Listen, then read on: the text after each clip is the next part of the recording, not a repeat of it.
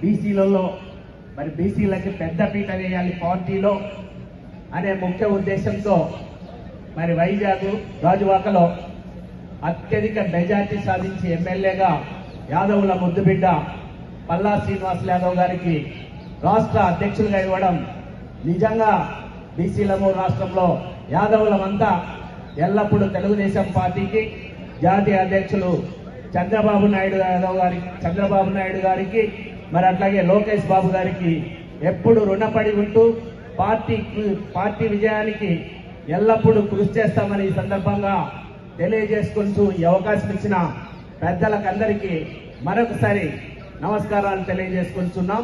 Jai Telugu Desam, Jai Jai Telugu Desam. Thank you very much.